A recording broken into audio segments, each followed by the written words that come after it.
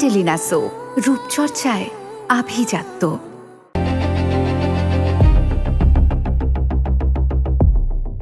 গোপন সংবাদে শুনতে পেলাম যে এখানে একটা পরিত্যক্ত জায়গায় এই গাঁজা গাছ আছে।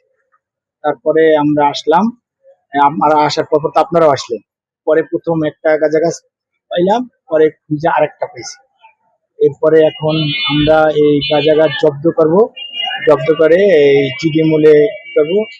এর পরবর্তীতে এই গাঁজা গাছ কে রোপণ করছে বা কে রক্ষণাবেক্ষণ করে বা কে এটা নিয়ন্ত্রণ করে বা কার ইন্ধনে এটা হয়েছে, এটা আমরা তদন্ত সাপেক্ষে করে পাই। কি মনে হয় পরিত্যক্ত জায়গায় এরকমের গাছ মাদক সেবন? আমার তো আসলে মনে হয় বলে কিছু নাই, তদন্ত করে সব বলতে হবে যে আসলে এটা কোনো কেউ এটা করছে কিনা, রোপণ করছে কিনা, অথবা এটা নিয়ন্ত্রণ করে কিনা। কোনো না কোনো ঘটনা তো হয়েছে। এখন তো আমরা আসলে এখন তো জায়গাটা আপনারা দেখছি যে পরিত্যক্ত, এটা তদন্ত সাপেক্ষে বলা যায়।